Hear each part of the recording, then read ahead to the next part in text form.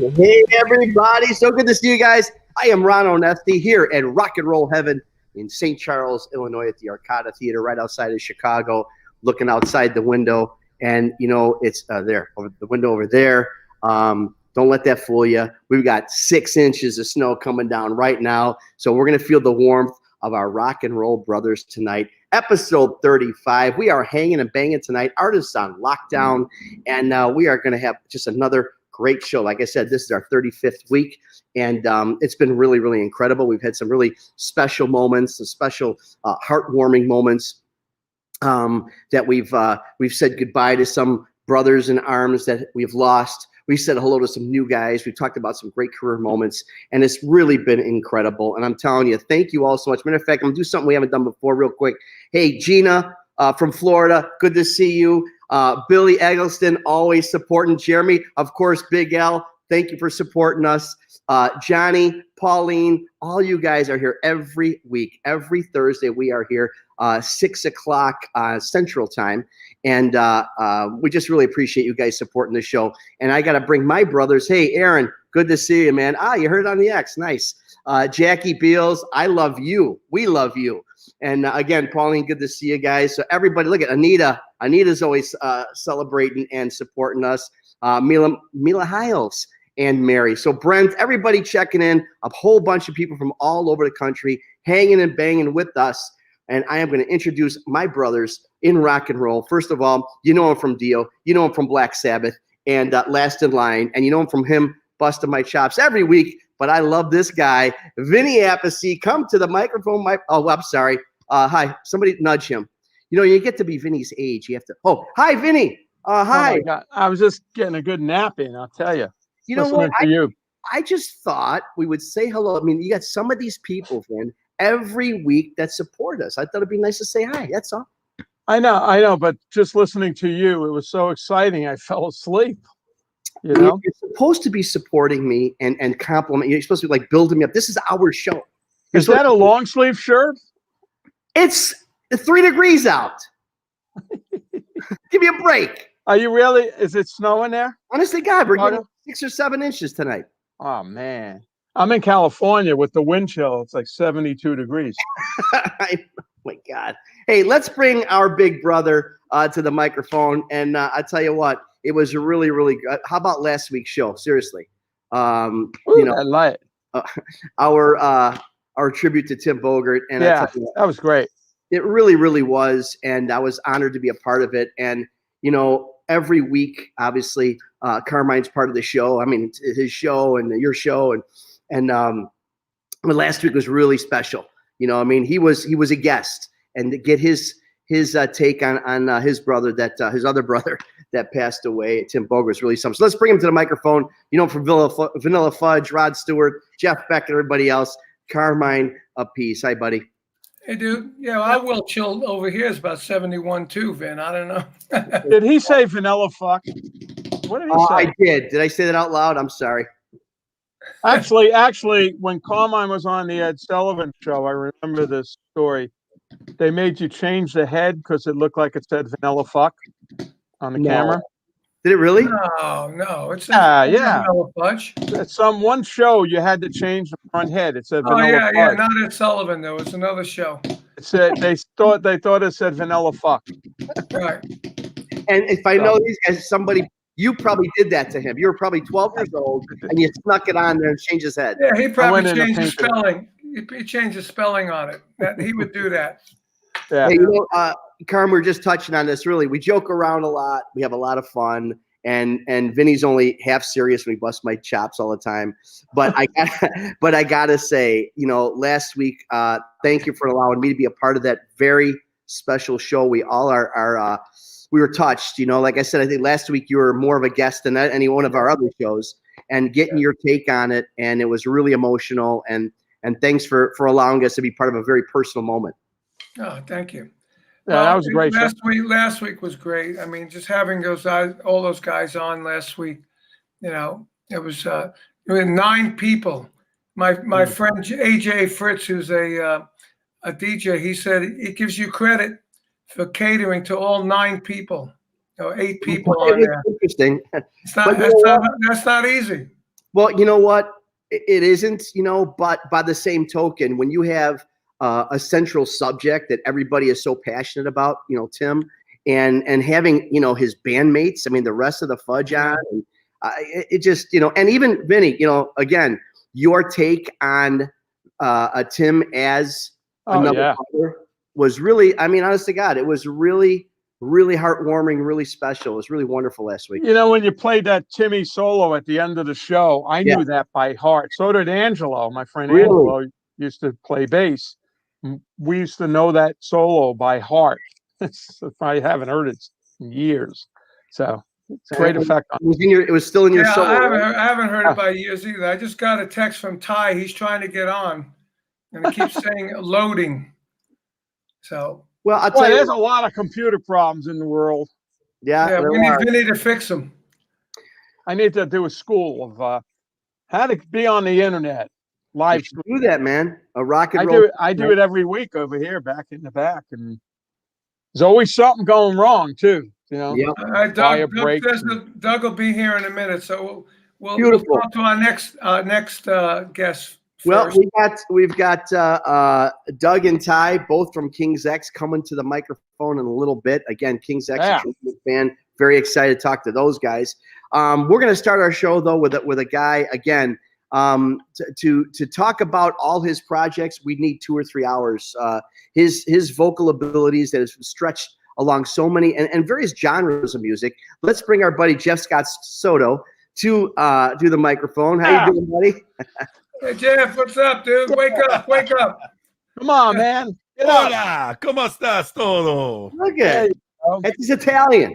It's a Puerto Rican. I got the first question for you. What's that platinum record behind you for? The only platinum and gold I got behind me is Trans-Siberian Orchestra. That's what else do you need? Yeah, right. True. Well, you can get a few more. That Joel Hoekstra 13, Yeah, you can get a few more, but your voice is, I got to say, you got one of the greatest voices around. Yeah. Jeff kicks ass. Lovely voice. Yeah. You know what? I'm surprised you never worked with me and Vinny in a band. You know what? It's funny because I say it all the time. I say it to you, but I say it to everyone. First, Carmine, you've been in so many things. You've been part of so many bands, projects, your own stuff with your brother, et cetera, et cetera. Yeah. The one that really stroked my meat. Well, I'm trying to think of some way to. Let me get a visual. Hang on. Wait, hold on. Let me get a little that first King Cobra record, Ready to Strike, man. Wow. Really? Everything from soup to nuts on that record. It really took me to school. I love Marcy's voice. Mark, great voice. The songs, the performances. Now, I always wanted to ask you about this because it's one of my favorite. It is on my top 10 favorite records of all time. Thank you. Is it true that you played the drums over the already recorded guitars and bass? Like they did everything to a click or drum machine, and you put your drums after the fact? No, not with that record. Really? That was done in the studio. I remember one of the tracks. I can't remember what track it was. It was like, take freaking 18. I was like, take 18. I said, come on already. And then we got Vinny over here. It was my fault. We got Vinny, the man I work with at the Rock and Roll Fantasy Camp. Joel Hoekstra 13. We were on the Monsters of Rock cruise playing together. We even did a gig in Brazil on one of those rock cruise boats out there as well. And I'll never forget it. I'll never forget the look. He'll probably give us the same face again. I was yanking his chain because there was a band, like a house band playing, top 40 band playing. After we did our set, we did whatever. We're all hanging out in the bar. We're in the VIP section. And then Vinny goes, hey, Jeff, we should go do a hostile takeover. We take over the band. Do you know any Zeppelin? You know any Black Sabbath? And I'm like, I know the songs. I don't know the words. And he goes, well, what do you know? I go, do you know any Loverboy? And the look on his face, I swear to God, because he thought I was dead serious. Boy. And it was like, you guys, I swear, I thought I would never talk to Vinny again. Hey, Vinny, what do you mean? We have a Loverboy next week on the show. Yeah, well, then I'll be nice. But Oh, and by the way, I'm like take 1 and 2. Oh, Not 18. But can you do this? I don't have sticks. Okay, that's the reason. I just got a So, yeah, shipment today, so I'm good. it's a You pleasure play to know Loverboy? both you guys for Which all Lover these. Boy? What Lover Boy song did you have in mind that night? Dude, and you can bring this up when you have Loverboy on this. I know them all. Working I could have for the sung weekend. I know them all. I'm That sorry. I was joking because I knew that would just throw you the total curveball. It's like that's not what I wanted to hear, but I do know them all. Can you make the face? Can you make the face Vinny made? It was sort of like. Wow. That's kind of the look. I moved over 2 stools. It's like something smells. What? I got to get out of here. Come on. You gotta be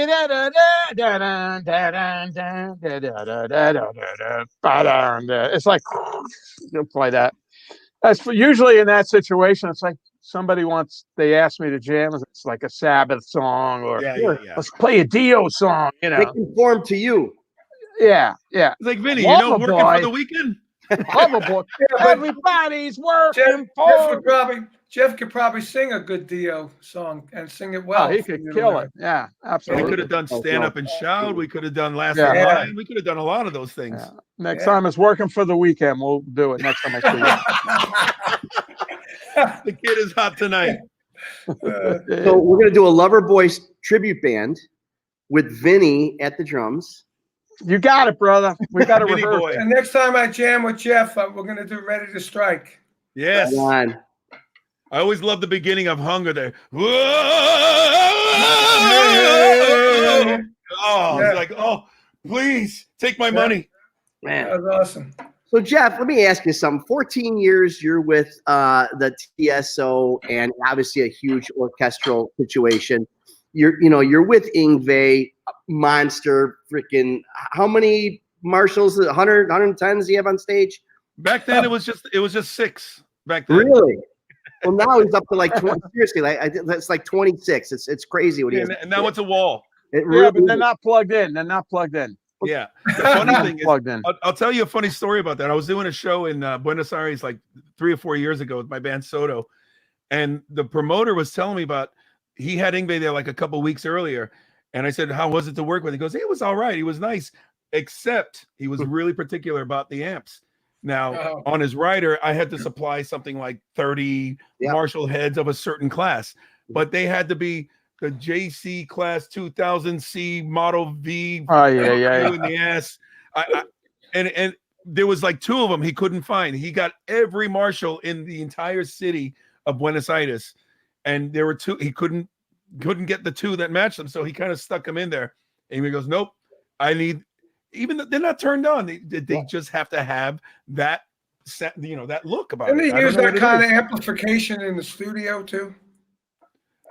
I don't know. Wasn't that the Marshall 2000 JVC asshole model? It's funny because all I'm saying is it was kind of like the Brown M&Ms situation where they put it. I'm sure they put it on there to see if they're paying attention to the rider. But I think he truly, seriously, it had to be that. So the guy went everywhere, and he had to find those 2 extra heads. Yeah. Well, for me, when he comes plays by me and I got to provide all that stuff, I save money on the rentals because I don't have to rent the cords to plug them in. So I save some money there. You don't have to get the extension cords. I save on electricity that night. But my question, Jeff, because obviously, your instrument, you're playing with so much power behind you on stage. Do you find it difficult sometimes because you got to belt out these, especially with your vibrato, your high pitch, but you've got 22 musicians behind you. You got you had an Yngwie at the time that's really strong, powerful. Do you ever find yourself like battling against that as a vocalist? I did in the old days, of course. When we had the little wedges or the side fills. And then especially when everybody's loading those things up with more sound, of course, that's one of the reasons I learned to sing loud. I mean, I'm a loud singer. I can't sing soft. But, with TSO, you got since Journey, actually, I learned the in-ear monitors. So since those came along, that's a huge help because you can adjust how loud it's blasting in your ear that you actually have to now compete with. And I don't have to sing as loud as I did. Some things I have to sing loud just to get the notes, because if I sing too soft and there's a higher note, it ain't going to come out. But I'm 55 now. Back in the day, 22, 25, 35, even 45, I had more control. Now I'm getting older. So you got to get, hey. When he hit my age, you'd be like, hey. Everybody's working. Hey, Jeff, didn't you do the soundtrack to the movie Rockstar? Yes, sir. Wow. I did 3 songs on listen to that shit on that thing, man. Yeah. Awesome. And it's become a staple. One of the song Stand Up. Everybody calls it Stand Up and Shout. No, the Dio song is Stand Up and Shout. Right. This one is just called Stand Up. That's become a staple of mine, especially on the live setting. You know, we even did that song live with Soul Circus, the band I had with Neil Sean, because it's one of those arena rock songs. Now you hear it on basketball games, hockey games. You hear it all the time. So it's cool to have that as part. It's kind of, that's like my Moni or my did you write that? Did you write it? No, that's the Sammy Hagar song.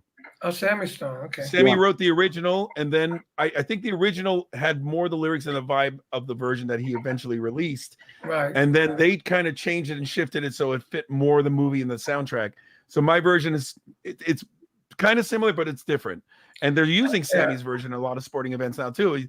I get people, hey Jeff, I hear Stand Up playing. It's like, that's not me, that's Sammy. Yeah.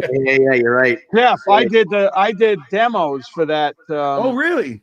The demos that we went in the studio with some band and recorded all those songs. Okay. Bud Carr, I think. Yeah, Bud Carr. He was a music supervisor. And the producer, it was a famous producer, and he walks in, and I'm playing with the band. We're all getting off on it, going crazy.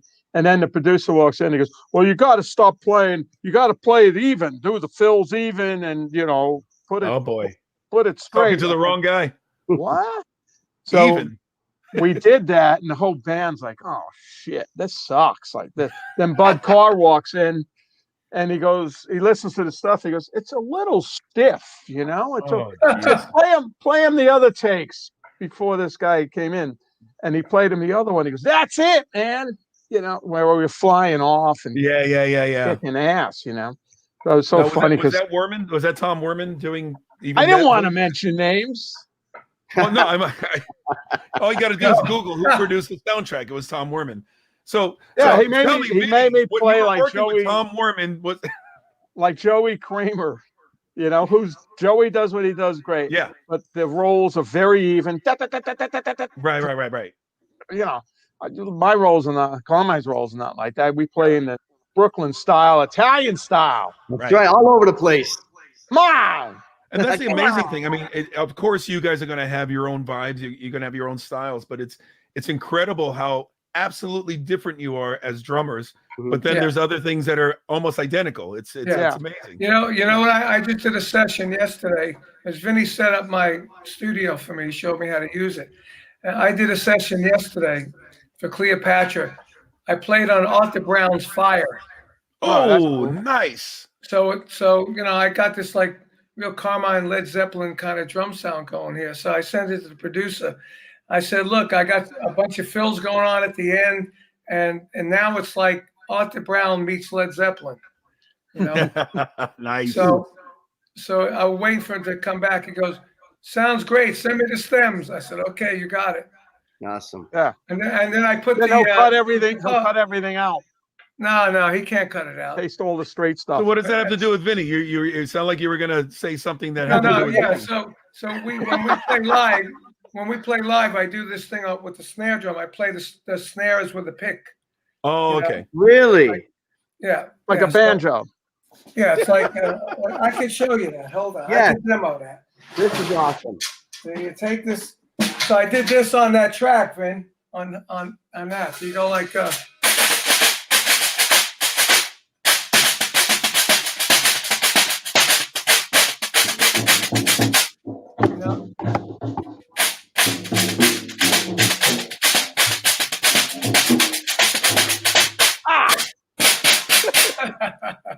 Just man. Hold on. See, I didn't know you did that, man. That is really something to share. When we do it live, we play it. When we do our show, yeah. I put it on. I was looking for my egg shaker. I was going to join in. Yeah, right on.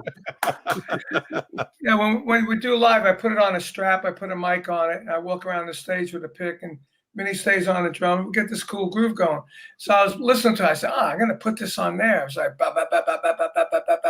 like that. It was really cool. And the producer didn't know what the hell that was because, nothing sounds like it. What'd you name the track? Snare banjo or something? What? No. Guitar snare banjo. Because I got a mic and I got all the mics here. I got a mic in the bathroom that gets the ambience. So every time I do session or something, there's one track that says bathroom. I go, what the fuck? Really? Well, yeah, I got a mic in the bathroom. Head. I got the mic on the back head of this. I got that too. I like it. I tried it. It's good, right? I like it. I like it too. This is about. I don't need the bathroom mics because I got a room to put two mics in there. Vinny's actually, you guys ever call each other? Yeah. I mean, they're sharing all this information like they never see each other. I know it's behind. This is really behind the scenes. There's a mic back there that I use for vocal when I do the live stream. It's a 58, and I notice when I'm recording and I put it on, I never use it to record. I use it to talk while I'm streaming. Probably sounds great. It brightens the whole thing up. So I'm going to start using that on the tracks too. That mic back there. Yeah. It just opened the whole thing up on. Holy shit. When I put the bass drum mic on the back end, there's a 58 as well. It picks up the bottom of the snare and the bass drum, and it's an old bass drum. It just sounds great. And then I pan question. Anything we can talk about? That, no. Hold on. Sorry, Jeff. Bye, Jeff.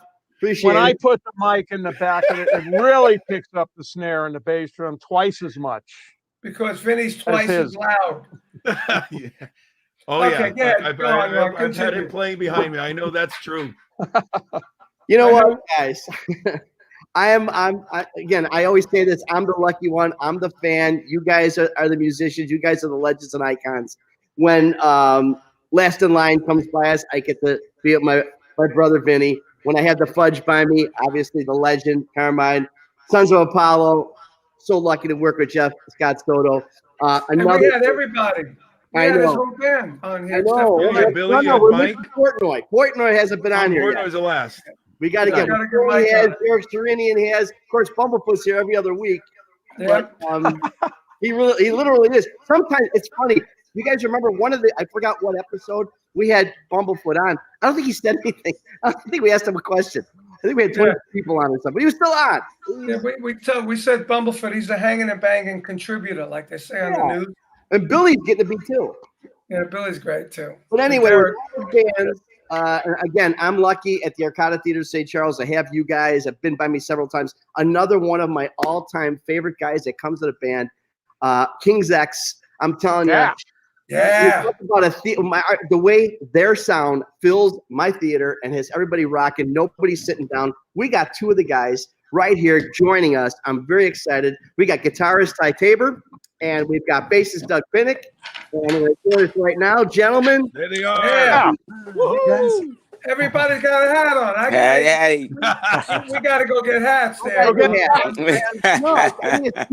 I need a hat. Just going great. That's all. Cover it up. Same. That's my. I went purple. I've gone purple. I don't know. That's good. Cool. Well, you have hair to go purple with. Yeah, I know. Right, Doug? Right? That's what I think. Hi, how you doing, Ty? I haven't seen you in so long. Man, I'm doing great. Just freezing my butt off. It's cold up here right now. Yeah. Where are you, Ty? Kansas City. Kansas City. Oh really? Yeah. It's that cold out. So we got Doug, you're in California, right? Sunny LA. It's wonderful here. Oh yeah. It's a balmy. I'm in Florida. It's wonderful here too. Yeah, Ron nice. and Ty are suffering. I got 6 inches of snow happening right outside in Chicago, and I got y'all chose to live there. Y'all chose to live there. Hang on here because Doug, I'm gonna kind of mad at you because you're born here. You're born outside of Joliet. You're one of them, and you flew You took off on us, man. I left. left here. as quick as I could. I Yeah, was, but he was left a long 28. time ago. He was in Dallas, Houston for ages too. Oh yeah, I loved it in Texas. Yeah. When did you leave here, Doug? When did you leave Joliet? 1979. Wow. Well, that was a good year to Yeah. leave, I guess. Oh, that was the year after the big storm that there was so much snow that I couldn't find my car on the street. And that's true. That we had the snow plows moving all the snow. And I got a picture of me in 79. I was maybe 14 years old. And I'm literally hugging the street signs. And I'm sitting on top. That's how big the snow was. It was crazy. Right. I remember those days. Snow is up to the top of my door. Crazy, man. Yeah. Just crazy. Well, it's good to see you guys. Thank you so much for joining us. Hey, thanks. Do you guys see Jeff in the corner there? Yes. Yeah. Hey, Jeff. How you doing, man? Doing good, Doug. Ty, nice to meet you. You're the last of the Mohicans. I've already met Jerry. I know Doug pretty well, and you're the last one I finally get to meet. Well, cool. Nice to meet you too. It's like I tell everyone in the business or telling anybody who never heard of King's X, you got to be dead inside if you don't like King's X. Yeah, man. Thank you. You guys left a stamp, I'm telling you. Thank you. That's true. When I did my Guitars Loose record, I said, I had Brian May scheduled, Ted Nugent, and the next ones I got were these two guys. I said, Nice. because if I get these two guys, Brian May and Ted Nugent, it's gonna be like a drawing card for everybody else to come in. Right. And I was right. And Wow. Doug, not only a great bass player, he's got the voice from hell here, from death. Really? Thanks. Great voice. And Ty, great playing. I love him. And I had a little conversation with Doug once a few years at a Halloween party. We've had many. And we were talking about Sly Stone. We were talking about all the things, because obviously, where he grew up and when he grew up, he was surrounded by a lot of music, that I was still a kid. I was too young to either go to the shows, or the artists were already deceased or broken up or were in tour, whatever the situation. So we were talking, have you ever seen Hendrix live? You ever seen Sly live? I mean, I was just loving his story. I could just sit there. I was enthralled by all that history that Doug had from all that music that I grew up. Even as a kid, that music was so inspiring to me and still is. Oh, and yeah. man, By the way, I didn't see Hendrix live or Sly live, but we I did. got We did stories. discuss that. I did. Oh, you did? But we talk about Sly though. Fuck you, I saw Sly get married. Carmine. Come on. I saw Sly. Listen. I saw Sly get married at Madison Square Garden. Wow. Oh, my God. You dog. Was that after And Tiny me Tim and- did me it on and the Tim- Tonight Show? And me and Tim jammed with them for an encore. Me and Bogart. Wow. I want to take you higher. We did Well, there you go. Wow. We did it in Connecticut, and we did it in Boston, I think it was. Wow. It was awesome. That's But, so cool. You got to play with some of them live, didn't you? Yeah, Cynthia and Jerry and Greg. Oh, nice. We did about 5 Sly songs, I think it was. It was at Buddy Miles' memorial party. Right. And it was I was supposed to just go sing some cover tunes, and something said to me, "Bring your bass." And when I got there, Billy Cox was supposed to show up, and he didn't show up. And I said, I can play Sly, but I tell you what, there's a pitch that Sly and the Family Stone is my favorite band in the whole world. So to have Greg standing next to me and hearing the horns go, dun, dun, dun, dun, dun, I almost passed out. I've never had an experience like that in my life, because it was like it was them. Yeah. So jealous. Wow. Sly and the Family Stone opened up for Vanilla Fudge back in the day. Oh my God! On just when their first album came out, and I loved Greg when I first saw him. I said, "Man, he is a soulful." They really they kept the music, the Family Stone and Rose. They kept that going. Thank God that they did. They're still doing. Jerry's still doing a little. Doing it. But you just touched on something, Carl, about opening up, and King's X back in the day. I mean, I think it was part of your record label deal or something, but the people that you opened for, how much of an influence? I know that you did, for example, you opened for Pearl Jam, but then you wind up being an actual influence to Pearl Jam. So how did all those great bands, tell me some of the bands that you opened for, because it was like crazy what you guys did in the beginning. I'll tell you a little story. a real quick one. I was hanging out with Jeff Amon from Pearl Jam and Mike Stuveru. He played in Green River, and they both play in a side project that we have called Trace Mountains. Mm-hmm. And they told me that when we first played Seattle in '88, we went up there. They said any band that had a record deal was a national act. Every band in town went to see. And we played that show. I remember playing it, and we met Alice in Chains, and Richard Stuvero told me, he said every band in town was there that night. Wow. Yeah. And he said, you can ask Jeff. He says, I'm sure he'll agree. And I remember that maybe 6 months, 7 months later, everybody was drop beat tuned and grooving. And so all I know is everybody was looking for a new groove, you know? Yeah. And Soundgarden was doing the same thing. So, yep. You know, what can we do but say that some of us, you know, I tell you a little story too. Kim Fales told me that he introduced Chris to drop beat tuning in 85.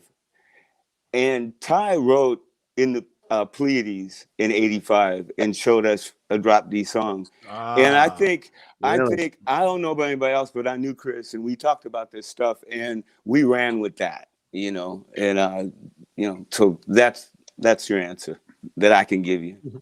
Well, talking about Chris, you know, I mean, the whole Chris Cornell, the embodiment of his music. I mean, did you see a parallel with, you know, working with him and Soundgarden? Did that affect any of your songwriting at all? Well, I knew him a little bit, and I think we pushed each other in many ways. You know, I really, really did. We had a really long conversation when they were doing Super Unknown and we were doing Dogman, and we were laughing about how high we sing and have nowhere to go and stuff. And we both said that we both made a pact and said, let's croon on this record, sing lower, stop yelling so much. And both of those records, I noticed that we didn't do a lot of screaming up in the high thing, you know? So, you know, I got lots of stories about me and Chris. So it's you know, I miss him. Oh yeah. How about you, Ty? Are you involved in the songwriting part of this whole, the King's X songwriting experience? How does that go down with you guys? Well, in the early days, I wrote about half the songs on the album, and Doug wrote about half the songs on the album. Yeah. We always both contributed, and it was a hodgepodge of both of us. So, but is it an individual? Do you guys collaborate a lot on songs, or now more than before? Of course, we occasionally collaborate. Usually, that happens if we're already in the studio with a bunch of songs that everybody brought, and then we start messing around with things. Like I remember when we did the album 15, everybody brought in their own stuff as usual, but we just wanted to have another song that was kind of up tempo, so we just wrote something on the spot, and Doug came out with the original idea for Go Tell Somebody, and when we went in to record it, we knocked it out in an hour? Yeah, that was it. Yeah, but and, you know, a collab. We had all kinds of on the very first album, the only collaboration on the first album, I think, was Wonder, right? Yeah. Where the whole band wrote the song together, Doug. But usually it's individual songs, and then we usually take all the songs and have a good look at them, and we're all free with changing things and stuff, and it becomes a band thing, no matter who brings it in. How long were you guys together before you got signed? 8 years. 8 years. Really? Wow. Yeah. You were out there for a while, man. I got to tell you, talk about the songwriting thing. What was it? Tapehead, Mr. Bulbous, and Manic Moonlight. All those records are pretty much written a collaboration together from almost nothing. Mm-hmm. Mm-hmm. Let me tell you, one of my favorite albums is Names. Is Please Come Home, Mr. Bulbous. I mean, I love that. But since we're on that topic, Gretchen Goes to Nebraska. What? How did that?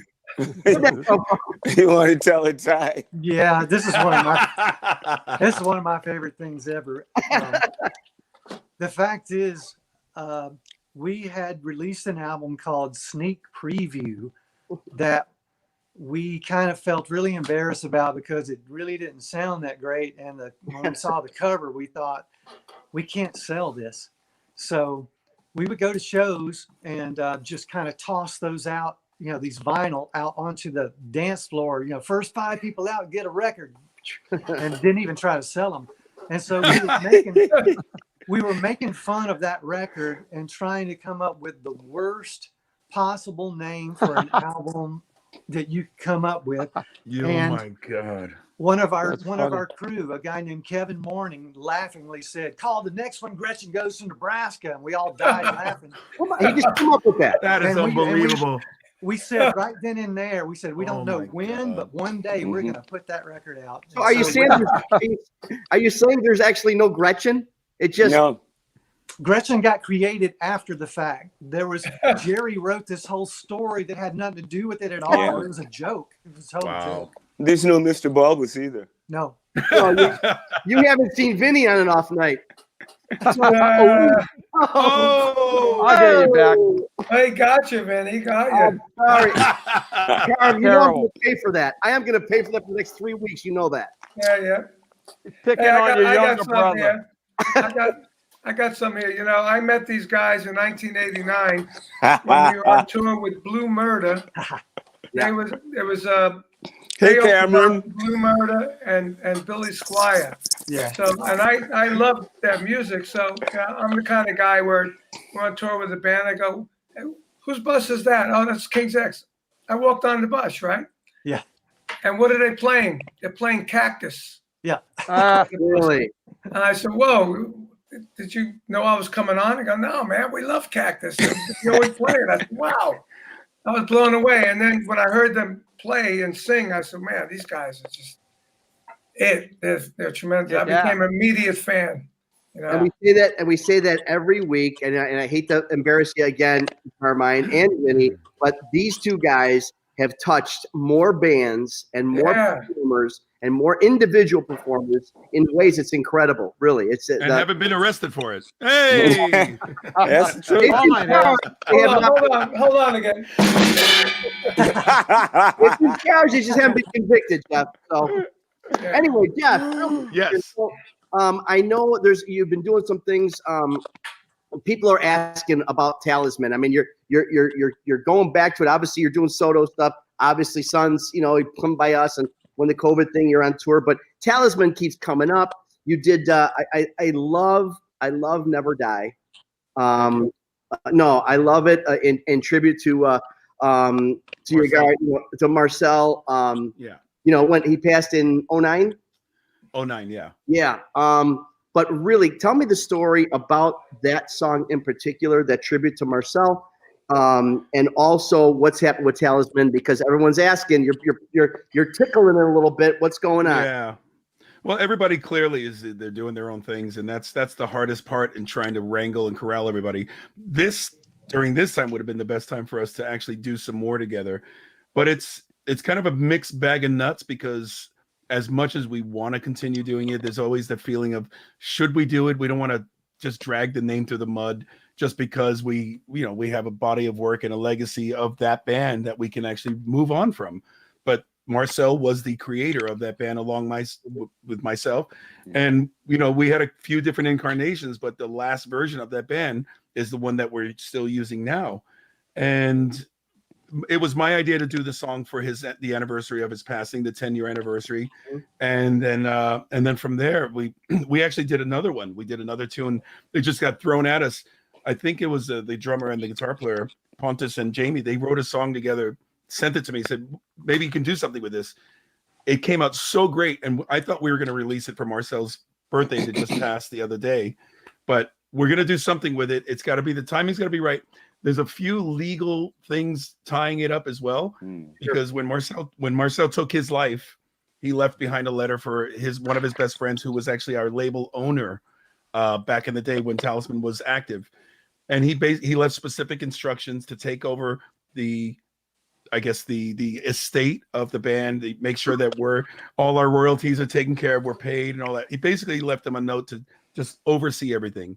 But unfortunately, there's another label involved that also feels that they're part of the original last contract, whatever. So it's a little bit of a legal dispute, and I don't want to get in the middle of it. I stay clear from it. If we do something together, I think it would be great. I think we should honor the legacy of what we did together as a band, but I'm not going to force it, especially I don't want people to think we're dragging it through the mud, and I don't want any legal wars. So yeah, it's kind of in limbo right now. But in particular, Never Die, like I said, it's a great tune and a great tribute to a great guy, myself, Jacob. But would you ever consider it, or to be blasphemous, would you ever consider like during one of your other projects, would you ever blast that song out? Like if you were doing, not Trans-Siberian. Yeah. I know what you mean. Like for a Sun show, it would go well. Would you ever stop the world for a second and say, hey, would you ever do that? I think after the first tour, where Sons of Apollo only had one album to draw from material-wise, so we were doing a couple Dream Theater songs in just because of Derek and Mike. I think from this point onward, we don't need to do it when we're not throwing in anybody else's bands or careers or whatever into the set. We already have 2 records, and by the time we get into a third one, we're going to be fighting on which one stays. So I don't think there's even going to be room for adding any other stuff. But funny, I'm bringing that up, and we have Doug here because we played in 2018. We played at the House of Blues in Anaheim, and Doug came out, and I was thinking, if Doug's going to be here, and we're doing that Dream Theater song where he was a guest singer, he should be up here doing those parts, not me. So I'm up there looking at Doug in the audience singing his vocal parts, and I'm like, this sucks. Get up here, man. I wasn't getting up there. I was an overachiever. That was 20 years ago. Dude, I would have passed out trying to scream that shit now. Are you kidding? I used to almost have a headache doing it then. Oh, Jesus. Yeah, that brings a question for me to Doug, because Doug is like, in my age bracket. How's your voice? Are you losing highs? Or I know I've lost all my highs. I lost a lot of stuff smoking weed, but when I started using a filter and started taking care of my voice better, it's been coming back, and nice. It's like now it's kind of like back to a place where I can do this, except I don't know how long it'll last. You know what I'm saying? Yeah. It's like I haven't sung in a year, so I got my falsetto back, everything. So I guess same here. They say give your voice a rest, but I'm 70 years old too, so it ain't gonna work like it used to. That's just a youngster.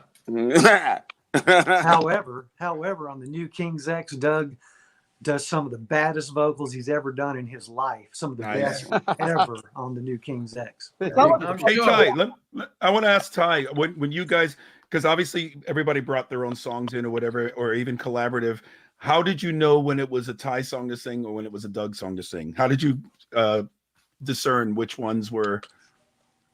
Was it based on the mellowness of the vocal that it needed to come across, and then Doug just came in and crushed it, or?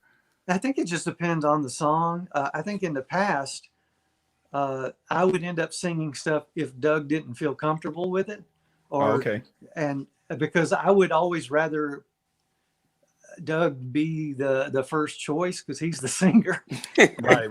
That's a good idea. It added another element to the songs, and I remember in the beginning, I thought before I even knew anything about the band or saw any videos, I remember hearing the songs and going, man, Doug sounds really different on this song, because I wasn't reading them. I was just listening to the stuff. I didn't have the album cover. I didn't have the literature to know who's singing what. And I was just going, wow, how's he change his voice like that? And then I realized when I saw you guys live, like, whoa, they got 3 lead singers in this band. Yeah, Jerry's great harmony singer than I am. Jerry sings very well on the new album. He really outdid himself. The 3 of you guys sing so great together in harmony. And me coming from harmony background with Vanilla Fudge in Brooklyn and all that. Like when I first saw you that first night, I said, wow, these guys can sing and they can play. I mean, they're a trio. Like we were a trio too with Blue Murder, but we didn't sing like that. You guys just had the vocals like tight and amazing. Well, I guess that's what happens when you're together 20 years. Yeah. True. Yeah. Did you guys actually set out to be I mean, the combination of genres that King's X really involves in all your songwriting, all your performances are really incredible. You've kind of landed on the whole prog rock kind of a, if you want to talk label, started a little Christian influence here. I mean, there's so many things going on. But would you consider King's X now more of a prog rock, prog metal? I mean, where would you put yourself right now? Or is it going to be, especially now with the new album and new tours going out? Are you I don't want to say mellow because that's a terrible word to use in your context, but is it a little different than when you first set out and you hit the prog metal market? As far as I'm concerned, we never set out to be a part of the prog metal market. You guys are hard rock, man. You guys are hard rock, heavy hard rock in my book. Funky, heavy hard rock. I think about Led Zeppelin, and every time I listen to them, or Queen, and I think they did a whole bunch of little things to their songs like we do. And, and I go, well, they're rock. Or they weren't called prog, Exactly. So that's what I call. That's what I call us. I put us in the category. We're just a rock band that adventures out sometimes. Yeah. All right. And that's a great definition because almost every song, it goes in so many different directions. And then Doug takes it to church. You guys are heavy. You guys were heavy prog on our Guitars Dish record. I mean, Ty played on 2 songs, and both of them were in these crazy time signatures. And while Doug's song was a little more gospel, your song that you did, it was like heavy gospel, We certainly don't mind laying down a little prog every once in a while. Yeah. Well, that's awesome. Well, that's we'll do anything if we can. And you do. That's the fun part. And that's the best part. You just to be adventurous. That's the most exciting part about being creative. When you're just stuck in your box and you got to do what's expected, that's no fun. You guys, that's what I loved about everybody that's talking here. You guys all knew that you got to go outside that box in order to just even feel good inside. Exactly. I told a story about Robert Plant, right? When he was talking to me, and he was saying that he's sick of singing Led Zeppelin. He was sick of singing Led Zeppelin. And he said, not like your career. You had Vanilla Fudge, you had Cactus, you played with Jeff, you played with Rod. And he starts naming off all these bands.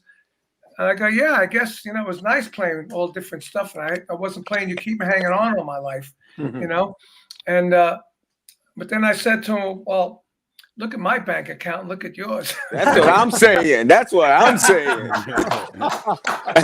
always say. I would be in AC/DC and I would love getting $100,000 a night. I would play 16th notes all night long. Well, what about your artist integrity, man? I got to tell you a story. I'll go buy some. Hey, Doug, before that, I got to ask you one question.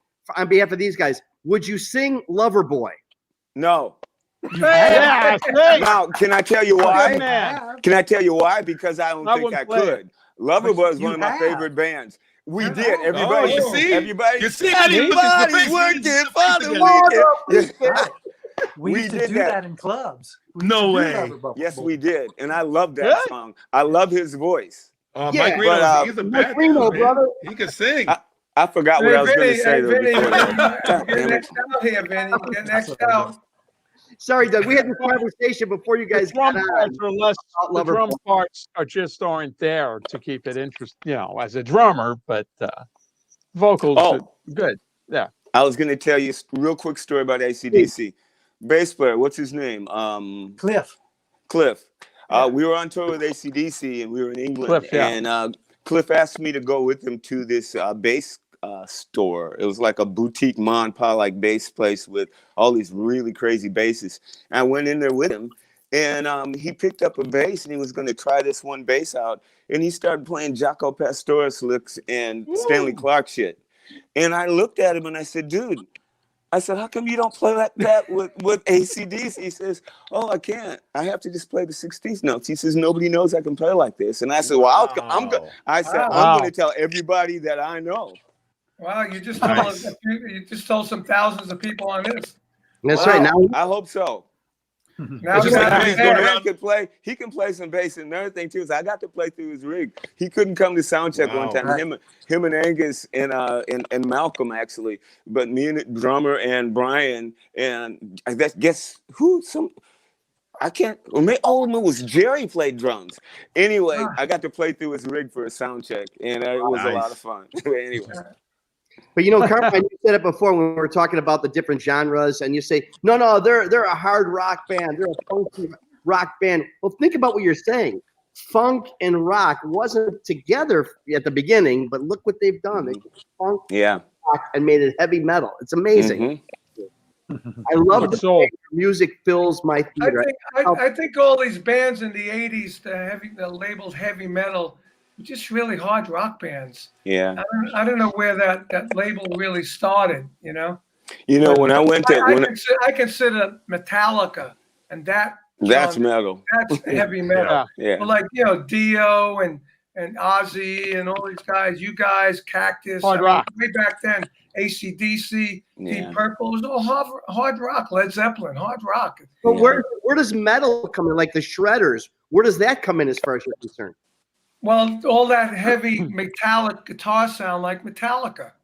You know, that buzzsaw kind of guitar sound. Megadeth. Where the drummers, the drummer don't follow the bass. The drummer don't follow the bass. He follows the guitar. Iron Maiden and Judas Priest, the Godfathers.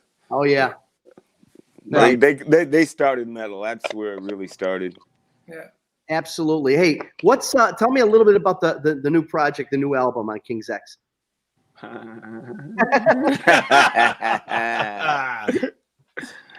What do you think, Ty? Or we could talk recipes. What do you want?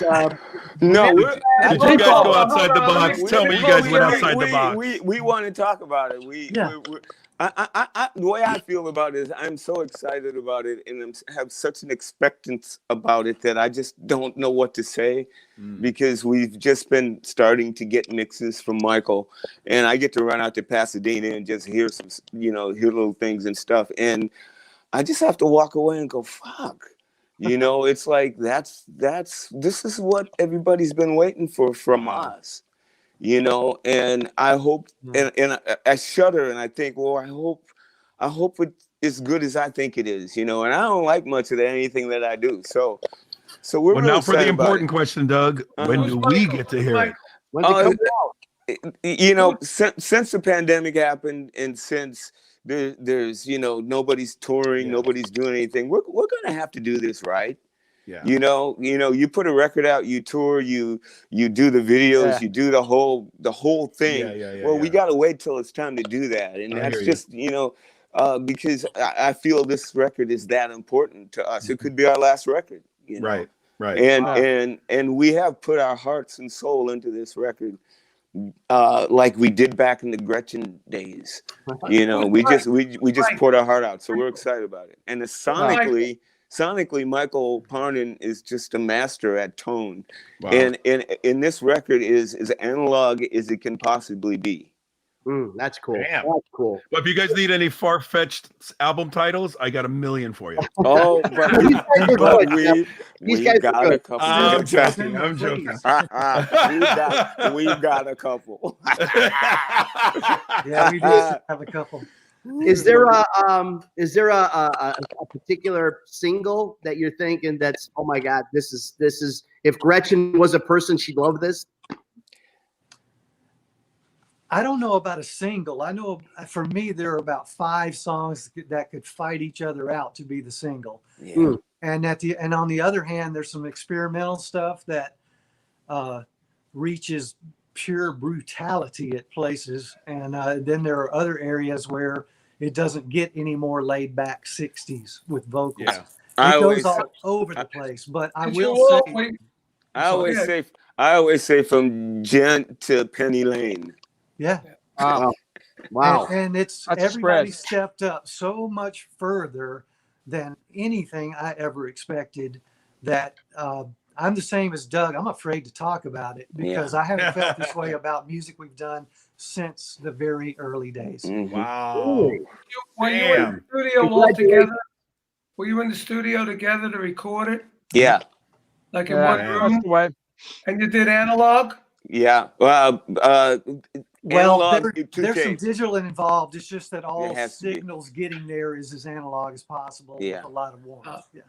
Yeah, like when we did our guitars, we did it all analog. Remember those days? Yeah, Like, nobody. and to use them, we had the tape machines running. 2-inch tape. Yeah. Yeah. Well, I and, wish- and even today, those tracks sound tremendous today Yeah. because Oh, you can't Analog. beat it. You really Can't can't beat it. can't be And a lot of You can't. people are going back. And I tell you what, some people we've spoken to that during this pandemic situation, they're really thinking it's giving them more time to think about that and spend time on the analog process, which we're going to see a lot of great new music. I mean, it's, we hope that there's an upside to everything. And the upside to the pandemic is I think we're going to get a lot of great new music out of it. Mhm. And most people don't realize the reason why an album costs it so much, because you if you're lucky, you fit 3 songs. Maybe King's X were able to squeeze 4 in because you guys sometimes when you stripe sometimes when you stripe the tape, it's a $350 piece of tape. You get 3 songs. You got to buy all the slaves and masters. We had 8 songs on an album. Vanilla Fudge, 8 songs. Yeah, Every so we song used was to do like 8. 6 minutes, 4 minutes, 5 minutes, 6 minutes. Yeah. Wish we Plus, could do there that are nowadays. multiple takes. You may Right. fill up a whole reel with one song. Absolutely, Yeah. that's Right. true. I can't imagine Sons of Apollo doing one. We'd probably have to do you have to string 2 machines together with one long ass tape. Yeah, right. You get those guys running like, oy vey. Where do Jeff, I sing in here? Where are we? We've talked to a couple of, Billy Appice guys about the Sons, but what is the status of Sons with regards to recorded music? Have you guys got something coming out? Work on some new stuff? We're holding on to exactly what Doug was talking about. We have unfinished business. We started our tour last year, and we were gaining so much ground, gaining so much momentum, even more so than the first album, first tour. And it got pulled. We had to come home after 4 shows in Europe. Wow. And Yeah. I think the main consensus, we decided we want to tour for that album. We did a great record. Our second record, so good. If we go and do a third one, not only that one gets forgotten about because of the whole pandemic thing, but now we got 3 albums to choose from doing live stuff. And there's no way you can do all the songs you want to do in a live set. Well, we can, but it'll be like a Bruce Springsteen night. Everybody be like, by the end of the show. But Thank you. we owe it to that record, and we owe it to ourselves in making that record, that we want to be able to go out there and do our unfinished business. So that's the first. We're not going to do any new music until we do that tour, until we do the MMXX 2020, whatever you want to call it, the name of the album. We do that tour, get that out of the way, then we can dive into with the whole fresh incentive of doing album number 3. Well, I'm looking Are forward. you just doing that to sell the old T-shirts? I would. Portnoy actually made a funny joke about that, because obviously the posters, they already amended it. We got the big purple poster, spent a lot of money. We just crossed out the O and put a 1. I love it. I'd buy one. There you go. Hey, So by we're the gonna way, do it with a red Sharpie. yep. I mean, Yeah. it's like that for everybody. I'm sure Vinny's been doing some last in line. We have a new Cactus record ready to go, and and it's like, what are you gonna do? You got to wait till something opens up where we'll be able to. I've just been throwing albums out galore because I don't know when I'm going to be able to tour again. So in the meantime, I'm staying creative and just churning it out and doing what I have to not only stay alive, but just to keep everybody excited about new music. But you guys are a different story. You guys, all you guys here, you guys have something that's in the can that needs to harness that energy that you put behind it. So I get it. Well, I can tell you from a venue standpoint, and the people in my part of the industry and all we're talking, we're feeling really good about August, September, October. I mean, we really are. So What, of next year? Next year? No. Well, Cheap Trick just announced their Australian tour. Cheap Trick's going out, I think, at the end of April. They're starting their Australian tour. So because Australia, they've got no cases, they're opening it back up in the next couple months. Yeah. Why? Because they wear masks? So you know what I'm saying? I'm saying we need to book an Australian tour ASAP. Everybody go to Australia. Hey, guys, One good thing about us all being old, we may all get the vaccine sooner. I got mine. All right. Doug, what about you? Have I got mine? Yeah. No. Me too. A lot of people don't want to get it. I know. Here's the way I look at it, and I might be wrong, and I hope I'm not, but I've never been inoculated in my whole life from the time I was born. I was born in 1950. We were too poor, and they didn't do it. So I don't get anything. I hardly ever get sick. I've had the flu 3 times and 4 times my whole life, So even when I go to the doctor and tell them that I haven't, they just say, you must be immune. I'm hoping that. I take care of myself. I eat right. I pump enough stuff in me to give me everything I need to keep my immune system up to par. So all I can do is keep going until I die. Now, how do you guys feel?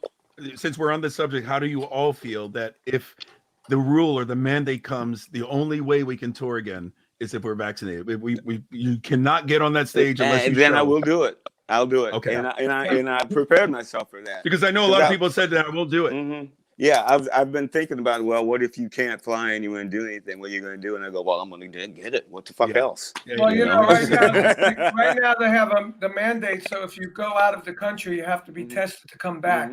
Right. If you're somewhere, like we have a house out of the country, and we were there. We came back 2 days before that went into effect. But if you out of the country and you get tested and you're positive, you got to stay come there 14 days. Yeah, 14 days ain't nothing. Oh, and sometimes it's longer because I've had friends of mine who were positive for a month. Mm-hmm. We did that Trans-Siberian Orchestra live stream thing because obviously we had to cancel normally we do the big tour, so we did one live stream show, and going into the rehearsals, you had to be tested, make sure you were, and we had to test and quarantine before leaving home. We landed and tested. We tested every day, antibody. Where were you? Where'd you do it? We were in Nashville.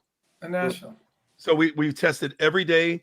We had to wear masks during the entire day, unless you're singing or eating, you have to leave the mask on. Social the whole night. They were not risking it. We were NBA bubble rules, but it was intense and like, oh my God, 9 hours with that thing on. It can drive you crazy. And then so it was the same thing. I had to get a test before I got on the plane to come home. I got a test when I got 5 days after I got home as I quarantined. It was it's the rules, man. You gotta know. Yeah, well, I just figured when we get to that point, I'll do it. For my birthday, we had to drive back for my birthday, and I was there. And you were, and Lindsay, ex, she made sure that I got. I mean, she made me get tested before we could have the party. So, I mean, I'm not against it. I'm just too lazy to get up and go do it. Since Carmine got the vaccine, he started wearing light color button-down shirts. Oh, I ain't taking it then. He used to wear black.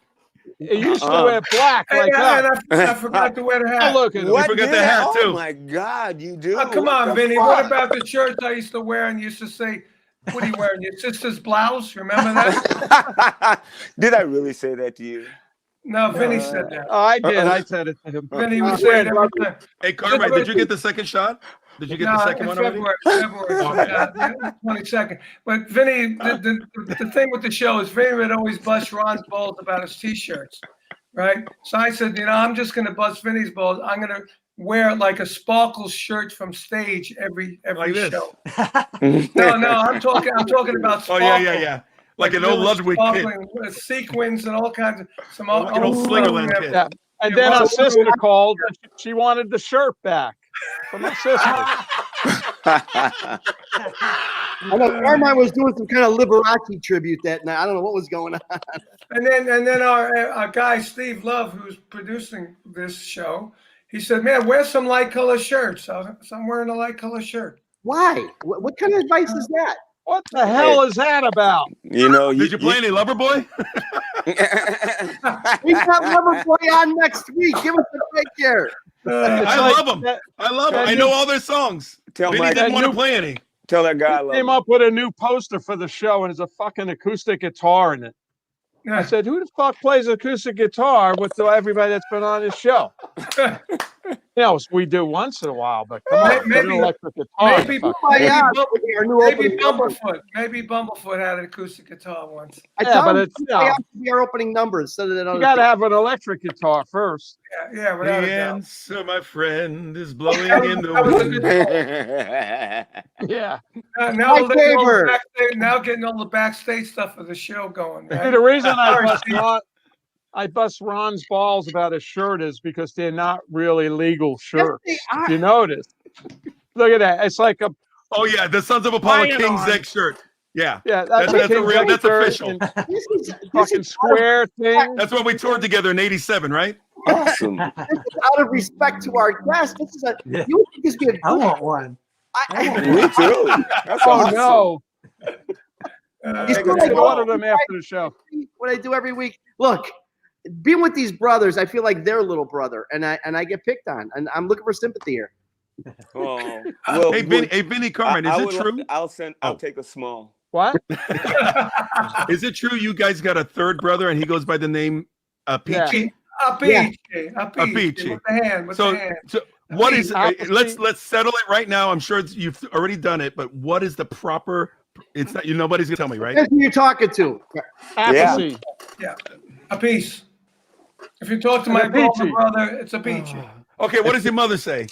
Or his mother said? She passed away. She doesn't say No. anything. That's why I said. What did your mother say? What What did your father say the name was? Appice. Appice. Okay. There's I albums. used There's to be Appice. yeah, he was Appice. And then I went every time I played. Somebody would call me Appice.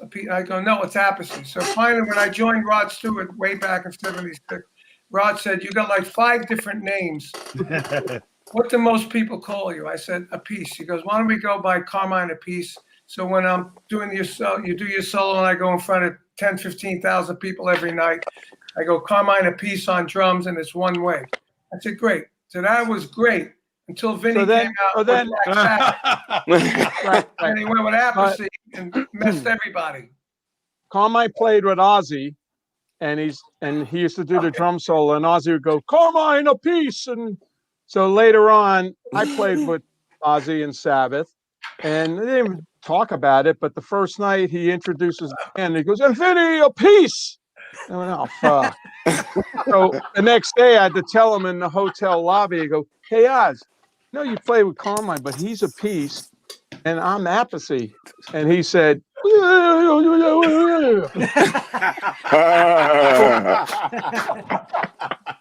the next night he introduces me and he's all nervous. It's like he's really nervous.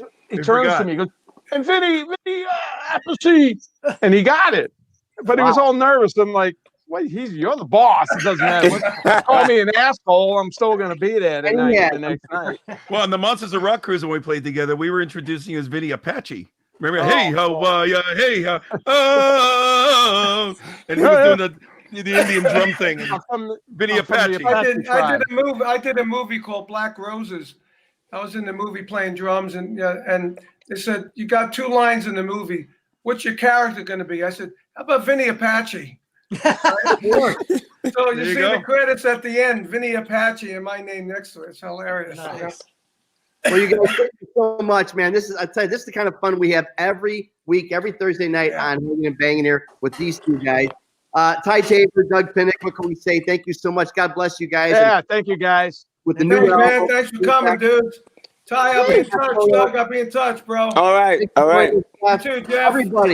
Everybody, we need you to slam that share button, that like button. Tell everybody you know we're here every Thursday night. Artists on Lockdown, Hangin' and Bangin'. Our guests tonight, Jeff Scott, Ty Tabor, Doug Pinnick. I'm here along with the drum monster, Vinny. I don't know what his name is tonight. And Carmine. Thanks for being with us. We'll see you guys next time. Good night, everybody. Bye. Hey, how are ya? Hey, how are ya? Now that was fun.